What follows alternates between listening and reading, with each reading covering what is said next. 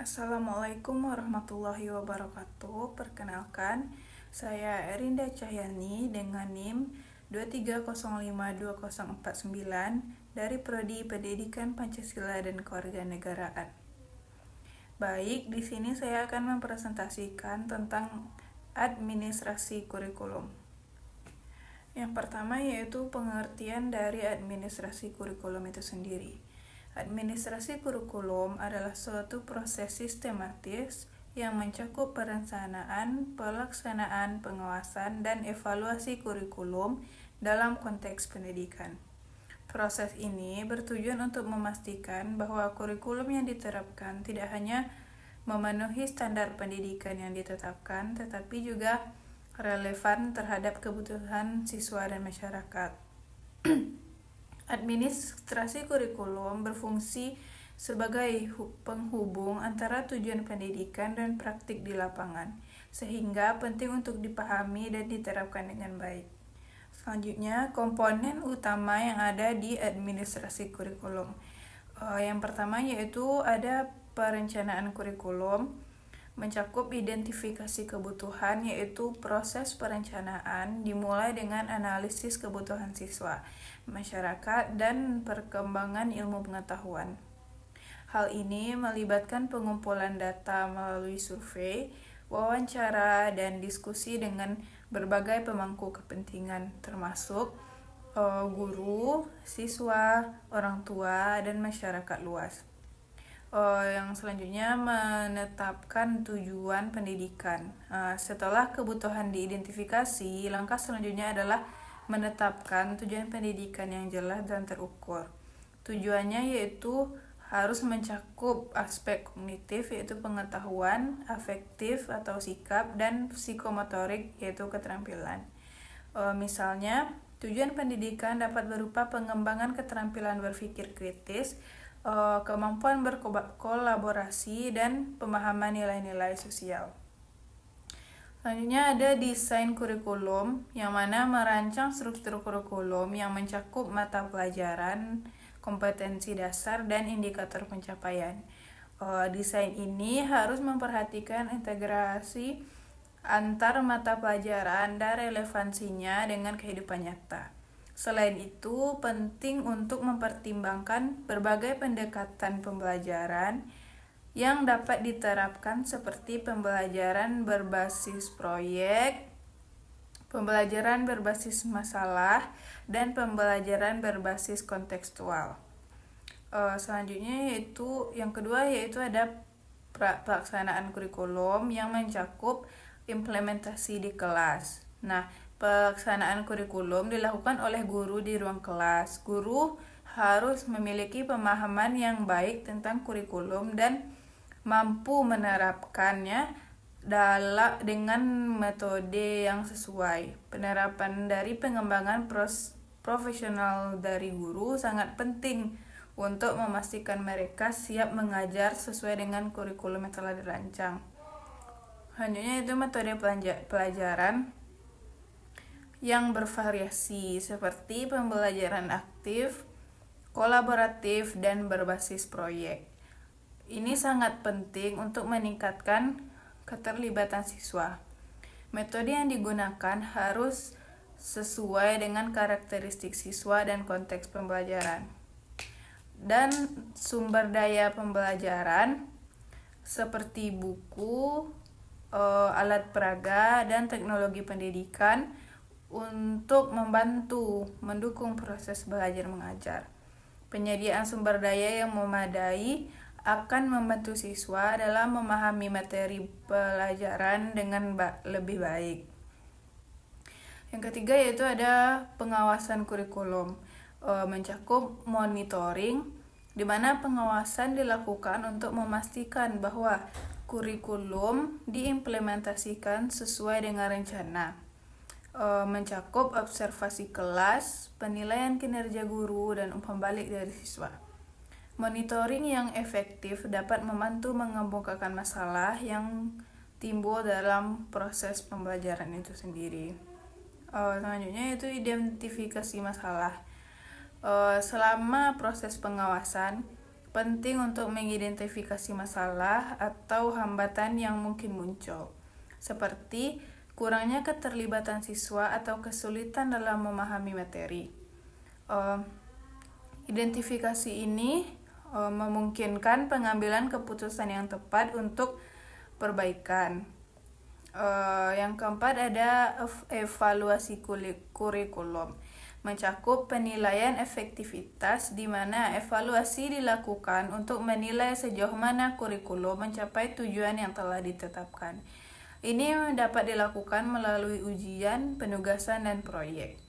Penting untuk menggunakan berbagai metode evaluasi agar memperoleh gambaran yang komprehensif tentang pencapaian siswa. Lalu ada umpan balik.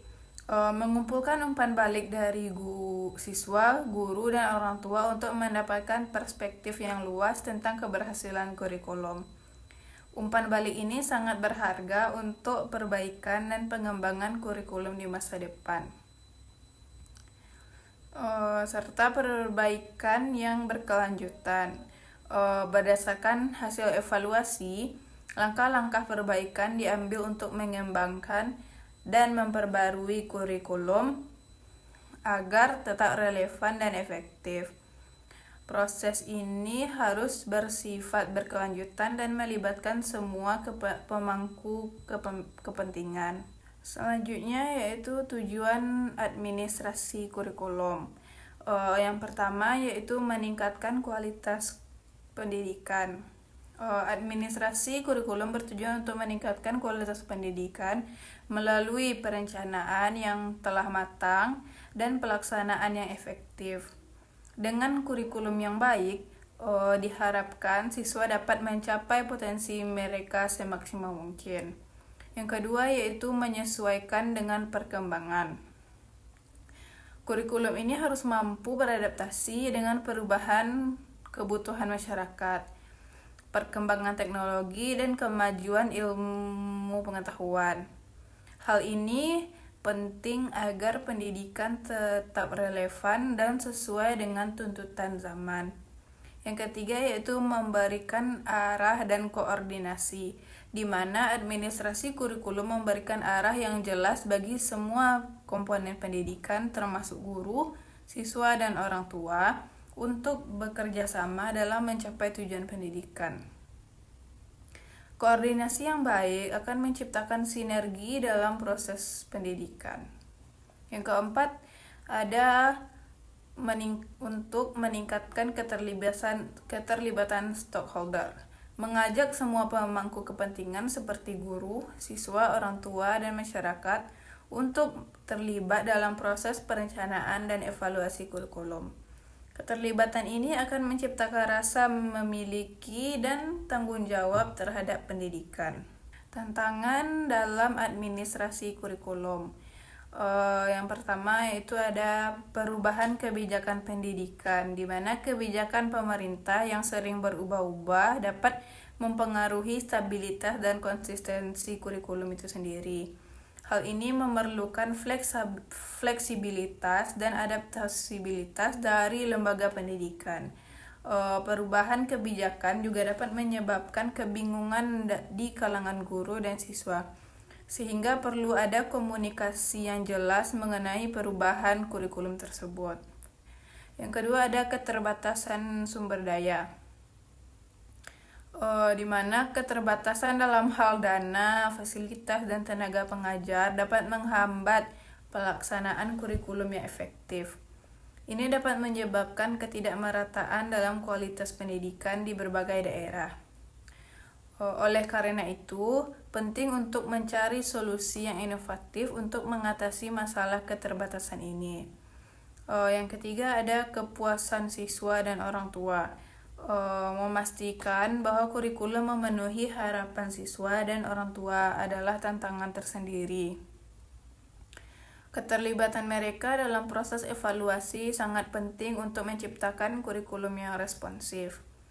Siswa dan orang tua perlu diberikan ruang untuk menyampaikan pendapat dan masukan mereka. Yang keempat ada pengembangan profesional guru. Guru perlu mendapatkan pelatihan dan pengembangan profesional secara berkelanjutan agar mereka dapat mengimplementasikan kurikulum itu dengan baik. Tanpa dukungan yang memadai, guru mungkin tidak dapat mengikuti perkembangan terbaru dalam metode pengajaran dan teknologi pendidikan. Selanjutnya ada strategi untuk meningkatkan administrasi kurikulum ini. Yang pertama yaitu ada pelatihan dan pengembangan profesional. Menyediakan program pelatihan yang berkelanjutan bagi guru untuk meningkatkan keterampilan dan pengetahuan mereka tentang kurikulum dan metode pembelajaran terbaru. Yang kedua yaitu kolaborasi dengan stakeholder. Membangun kemitraan yang kuat dengan orang tua, masyarakat, dan lembaga lain untuk mendukung pelaksanaan kurikulum tersebut.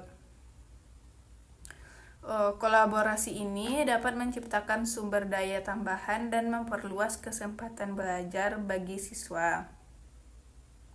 Yang ketiga yaitu penggunaan teknologi, di mana memanfaatkan teknologi pendidikan untuk mendukung proses pembelajaran dan administrasi kurikulum. Platform pembelajaran online dan alat digital dapat memperkaya pengalaman belajar siswa. Yang keempat yaitu evaluasi berbasis data. Menggunakan data dan analisis untuk mengevaluasi efektivitas kurikulum. Pengumpulan data yang sistematis akan membantu dalam pengambilan keputusan yang berbasis bukti. Nah, dari materi di atas dapat saya simpulkan bahwa administrasi kurikulum adalah aspek penting dalam dunia pendidikan yang mencakup perencanaan, pelaksanaan, pengawasan, dan evaluasi kurikulum. Dengan administrasi yang baik, diharapkan kurikulum dapat memenuhi kebutuhan siswa dan masyarakat, serta meningkatkan kualitas pendidikan. Secara keseluruhan, tantangan yang ada perlu diatasi melalui kolaborasi antara semua pemangku kepentingan, sehingga pendidikan dapat terus berkembang dan beradaptasi dengan perubahan zaman. Dalam konteks ini, peran administrasi kurikulum sangat krusial untuk menciptakan lingkungan belajar yang optimal dan mendukung perkembangan peserta didik secara holistik. Baik, sekian video presentasi saya. Apabila ada kurangnya, saya ucapkan maaf. Saya akhiri dengan Assalamualaikum warahmatullahi wabarakatuh.